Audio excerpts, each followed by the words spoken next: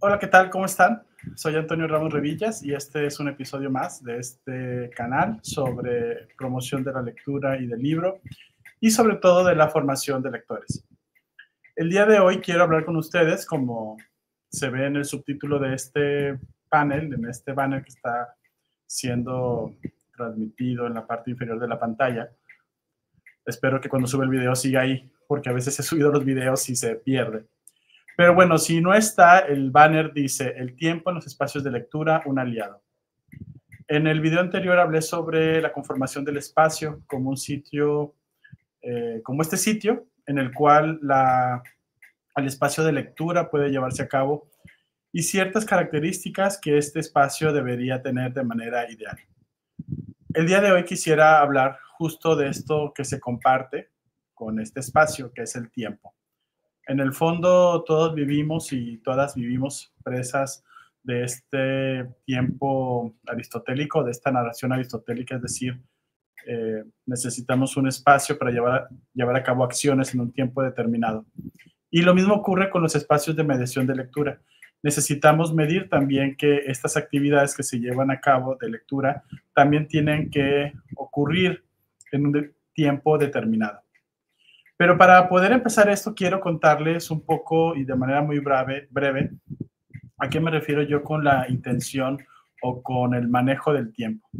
No tiene que ver con una cronología de actividades o una cronología de cuánto dura una actividad, sino que tiene que ver con la posibilidad de concebir un estado de ánimo que ocurre dentro de este tiempo que se lleva a cabo durante una actividad o el tiempo que una actividad necesita para poder ser realizada. Y para esto me voy a remontar a algunos recuerdos. Yo tenía unos 9, 10, 11 años cuando asistía con mi familia a una iglesia evangélica acá en Monterrey.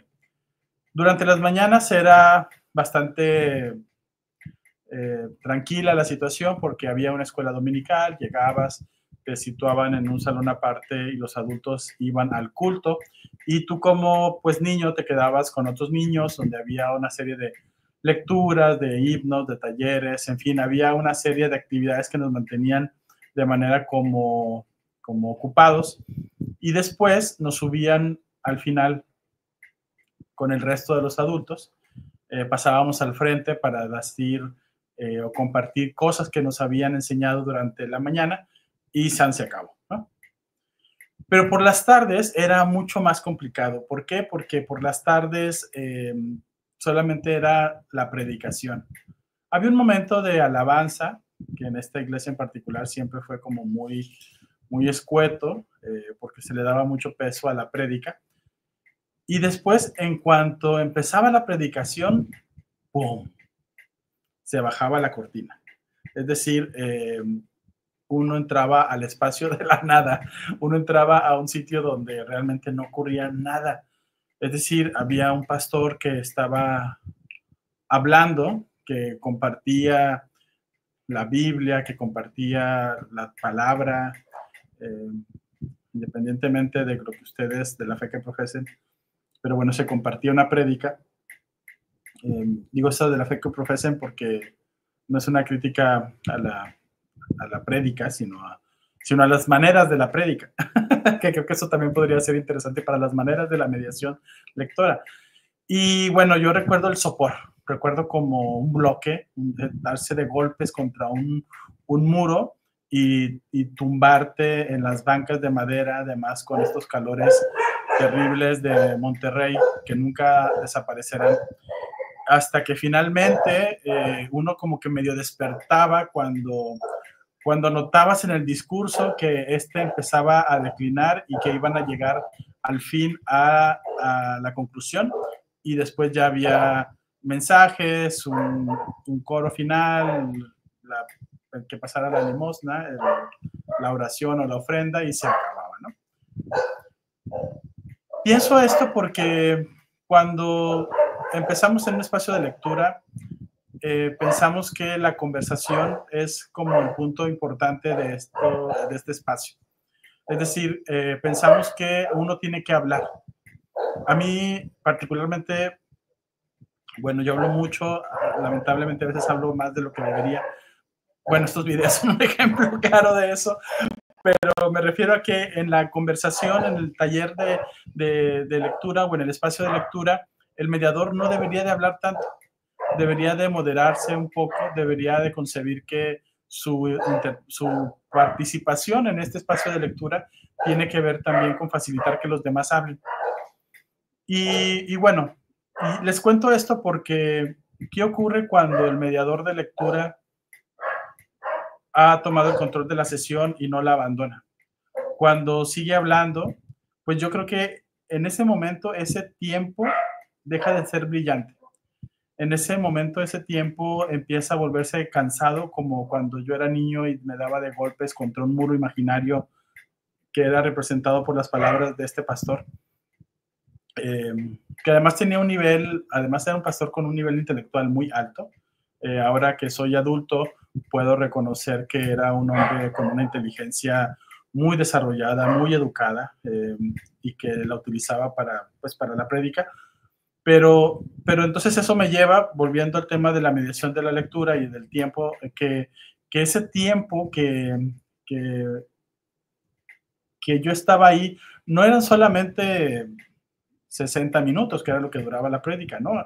Realmente para mí eran horas, era un espacio en el cual no lograba como estar, me revolvía incómodo, el sopor, miraba a los adultos. Fíjense que yo creo que ahí también me empecé a ser un poco lector porque mi única manera de huir de ese tiempo de la prédica, era leer.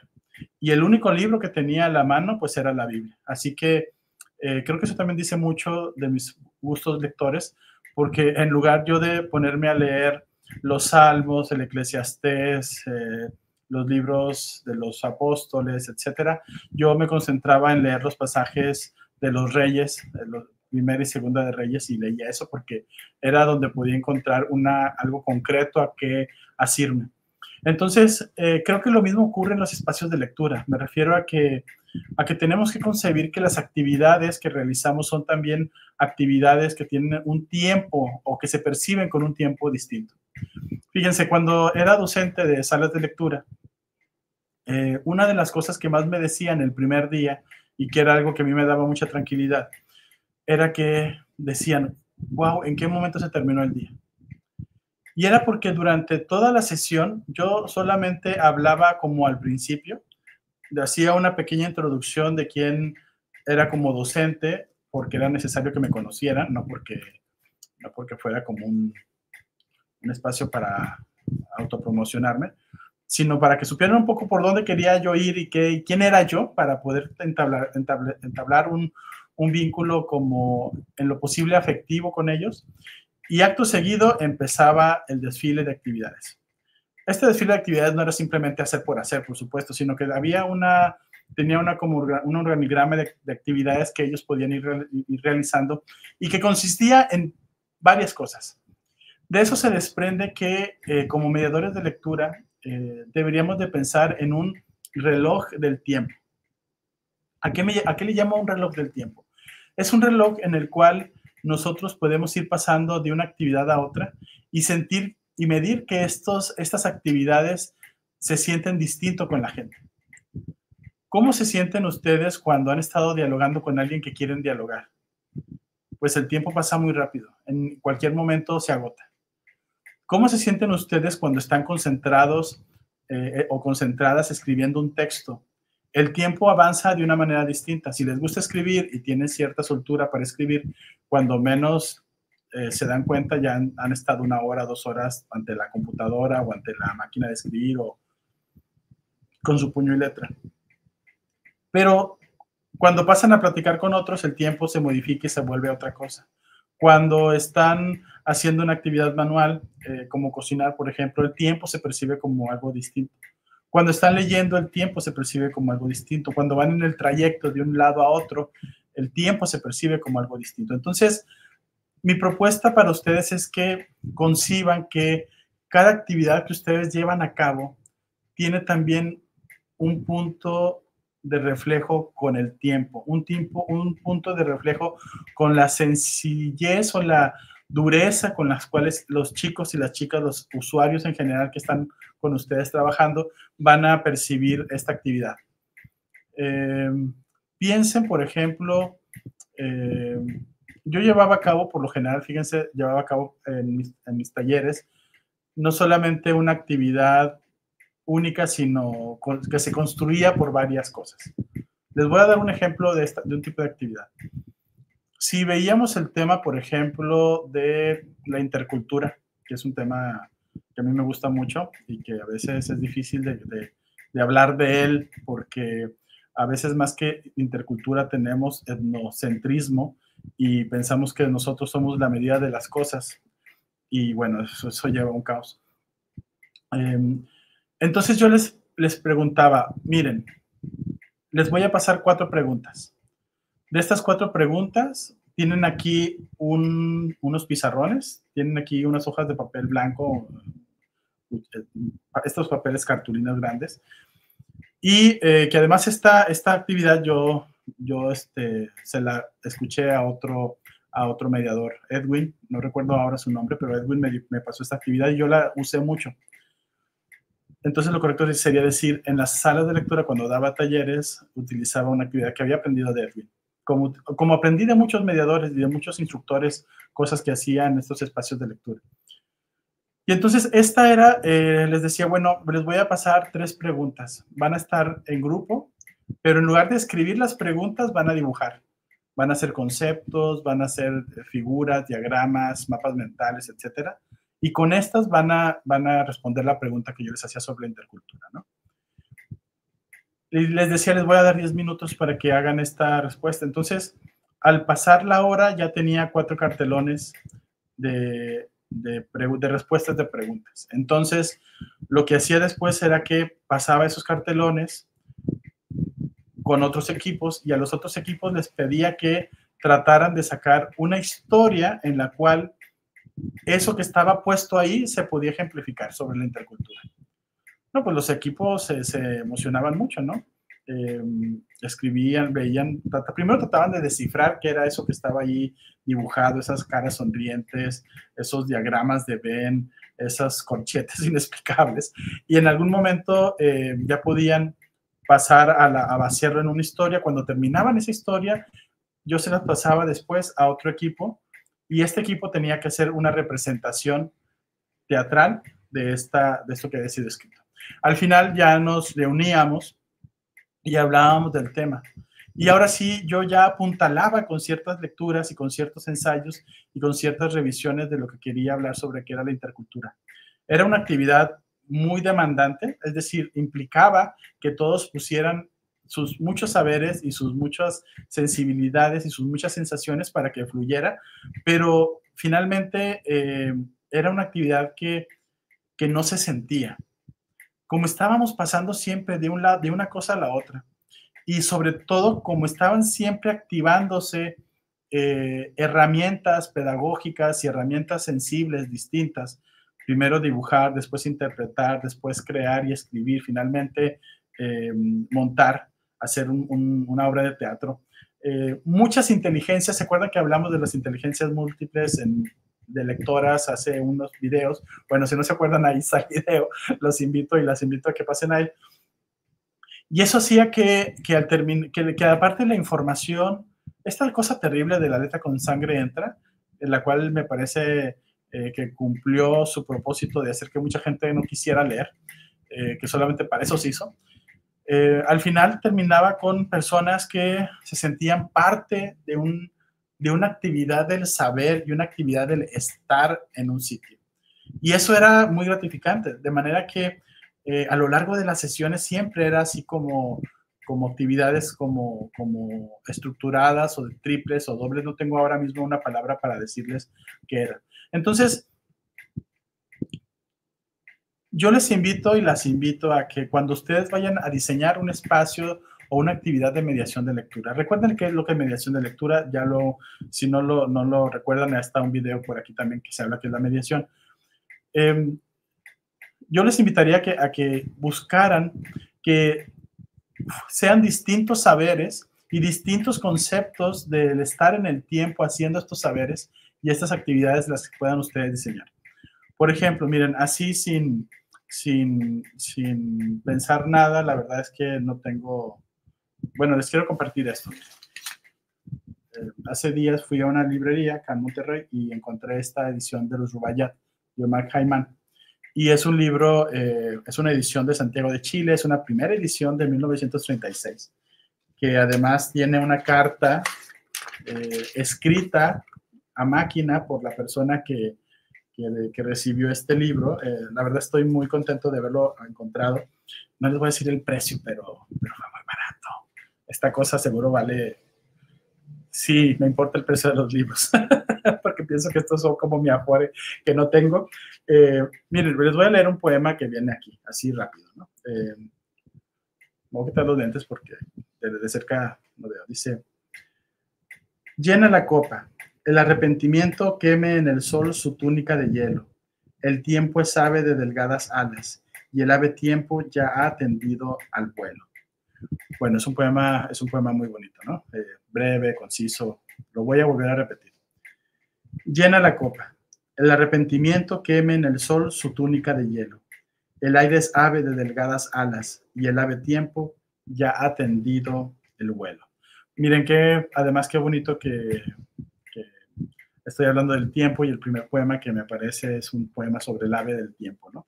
Entonces, fíjense, tenemos esta imagen del ave del tiempo. Yo podría sugerir como una primera actividad en la cual hablaran sobre las aves que les gustan. Y mientras hablan de las aves que les gustan en grupos, que cada quien o que cada uno de ellos tratara de dibujar esa ave que tanto les gusta. Ya la han como dibujado, ¿no? Ya han pasado unos 10 minutos de que cada quien ha dibujado sus alas. Y entonces les diría, bueno, ¿saben qué? Ahora lo que vamos a hacer es que vamos a pegar todas las aves, las vamos a pegar en la pared y vamos a ver, y cada quien va a escoger, van a juntarse por equipos y cada quien va a escoger 5 aves. Bueno, cada quien escoge 5 aves, ¿no? Y entonces que las vean todas y que digan, bueno, ahora quiero que hagan una línea del tiempo y que piensen cuál es el ave más joven y cuál es el ave más vieja. Es un ave del tiempo, recuerden. Entonces ellos seguro se van a sentar y van a decir, bueno, van a ver las ilustraciones que han hecho los chicos o sus mismos compañeros y tendrán que decir, bueno, tal vez el ave más vieja es esta es la de joven, esta tiene la mediana edad, esta está bla, bla, bla, y entonces hacen su espacio, ¿no? Y entonces les pediría, bueno, ahora piensen que ustedes son esa ave. Cada quien va a escribir una parte importante de su estado como personas en este determinado tiempo y va a escribir su historia debajo de esa nueva ave, como una línea del tiempo. Así alguien podría escoger el ave cuando era más joven, otra persona puede escoger el ave cuando es ya más viejo, otra persona puede escoger una historia de su ave entre madure y contar todas las historias. Y al final ya los invitaría a que cada quien pasara y viera las líneas del tiempo de esas aves del tiempo. Acuérdense, viene de este poema que acabamos de leer de Omar Khayyam. Y ya invitaría a que al final, todos agarráramos esos papeles, esas aves dibujadas y que las hiciéramos avioncitos de papel. Que las hagamos avioncitos de papel y que, pues son las aves vuelan, ¿no? Y así el tiempo vuela también. Y nuestras historias viajan también con el tiempo y también en el tiempo permanecen y se esconden y desaparecen también en el horizonte hasta actividades de mediación de lectura como estas nos las acercan. Y entonces ya simplemente los invitaría a que lanzaran las aves dentro del salón y que por un instante pequeñísimo, pequeñísimo, pequeñísimo, las viéramos volar y viéramos que el tiempo es eso, un instante, algo que desaparece y que nosotros pues desaparecemos también ahí. Pero en ese fragmentito de tiempo, las historias que hemos escrito son las que permanecen y las que permanecerán para los vuelos de las siguientes aves, para los vuelos de las siguientes personas. Entonces, esa sería una actividad, miren, la acabo de imaginar ahorita simplemente con leer este poema de Omar Khayyam.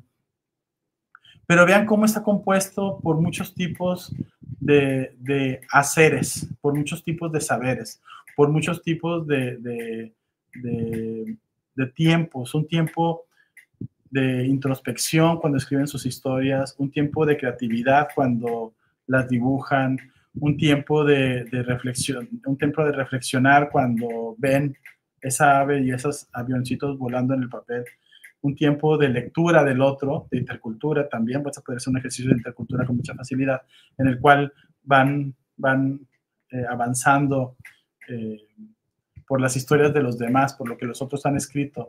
Y de alguna manera, al leer los textos de los otros, pues hay una reflexión, hay una referencia y también se sienten aves, también se sienten parte de esa historia del otro. Entonces, pienso que al final este video no es tanto sobre el tiempo, sino sobre la cuestión de preparar actividades que detonen distintos tipos de haceres en una sala de lectura, que no sea solamente vamos a leer, sino también qué vamos a hacer, a qué viaje me invitas. Así que, bueno, tal vez más adelante les hablaré de nuevo sobre el reloj del tiempo, porque creo que tenía que ver también con cuestiones de un tiempo para leer, un tiempo para leer en voz alta, en voz baja, para escribir, para escuchar al otro, para salir a jugar, un tiempo, etcétera. Pero creo que ya se fue el video, creo que ya se fue de otra cosa. Pero está bien, así es el tiempo y así son las actividades de lectura y yo creo que también eso es como una parte fundamental, me refiero a la capacidad de improvisación que pueden tener. En otros videos les he hablado y compartido sobre el espacio poético interno, es decir, la capacidad que tenemos todos y todas de hacer relaciones entre símbolos para generar una actividad. Pero bueno, no quiero que esto dure tampoco mucho. Mientras leí este poema y pensaba en la actividad, me acordé de Bandada, un cuento maravilloso publicado por Factoría de Letras, o creo que es Calandraca, no me acuerdo. Es un cuento hermoso sobre el día que las aves dejaron de volar y aprendieron a hacer otras cosas, hasta que finalmente el viaje los lleva a necesitar volver a volar, ¿no? ¿Cuántas veces uno deja de volar y aprende otras cosas y comete errores y en algún momento esos errores nos llevan de nuevo a encontrar nuestras alas? Y creo que eso es bueno. Los libros nos enseñan eso, o los libros, si tenemos la capacidad si hemos volado antes, los libros nos enseñarán a volar después. Así que muchas gracias, soy Antonio Ramos Revillas, espero que estén con buenos libros y nos vemos en el próximo video. Hasta luego.